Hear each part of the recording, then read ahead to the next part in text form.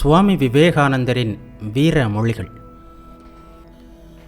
இந்த உலகின் துன்பங்களை நீக்குவதற்காக 1000 பிறவிகளை எடுக்க வேண்டியிருந்தாலும் நான் நிச்சயம் பிறப்பேன். அதனால் யாராவது ஒருவரின் துயரம் சிறிதளவு துடைக்கப்படுமானால் கூட நான் அதை செய்வேன்.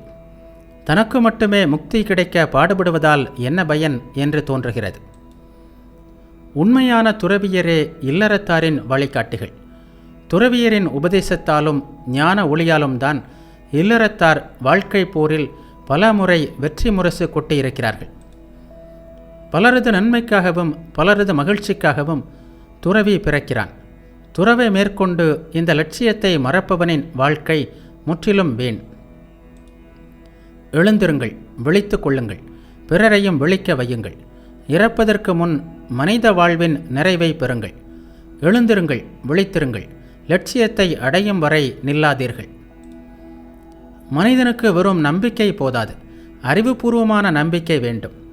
இந்த 19ஆம் நூற்றாண்டின் பிற்பகுதியிலும் வழி வழியாக தாங்கள் பின்பற்றி வரும் மத கருத்துக்களை தவிர மற்றவை எதுவும் சரியானவை அல்ல என்ற எண்ணம் இருப்பது மனிதனின் மனதில் இன்னும் பலவீனம் எஞ்சியுள்ளதையே காட்டுகிறது. அத்தகைய கருத்துக்களை விட்டுவிட வேண்டும்.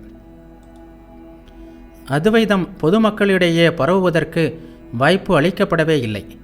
முதலில் சில துறவிகள் மட்டுமே அத்வைதத்தை அறிந்திருந்தார்கள். அவர்கள் அதனை காட்டிற்கு கொண்டு சென்று விட்டார்கள். இந்தியாவை உலகாயுதத்திலிருந்து காப்பாற்றக்கூடியது அத்வைதம் ஒன்றுதான். புத்தர் வேதாந்தத்தை வெளியே கொண்டு வந்து மக்களிடையே பரப்பி இந்தியாவை காப்பாற்றினார். அவர் மறைந்து 1000 வருடங்களுக்கு பின் மீண்டும் எல்லாம் பழையபடி ஆயிற்று. பாமர மக்கள் கூட்டமும் பல்வேறு இன மக்களும் எல்லோரும் புத்த மதத்தை தழுவியிருந்தார்கள். மக்களில் பலர் அறிவற்றவர்களாக இருந்தார்கள். புத்தரின் போதனைகளுக்கு காலப்போக்கில் வீழ்ச்சி ஏற்பட்டது. கடவுள், பிரபஞ்ச தலைவராகிய இறைவன் என்ற எதையும் புத்தர் போதிக்கவில்லை. எனவே மக்கள் சிறிது சிறிதாக தங்கள் தெய்வம், பேய், பிசாசுகள் என்று பலவற்றை மறுபடியும் புத்த மதத்தில் புகுத்தி அதை ஒரு குழப்ப குட்டையாக்கி விட்டார்கள். அதன் காரணமாக உலகாயுதம் மீண்டும் தலைவிரித்தாடத் தொடங்கியது. அந்த வேளையில் ஆதிசங்கரர் தோன்றி வேதாந்த தத்துவத்திற்கு மீண்டும் புத்துயிர் ஊட்டினார். அதை பகுத்தறிவுக்கு ஏற்புடைய ஒரு தத்துவமாக செய்தார்.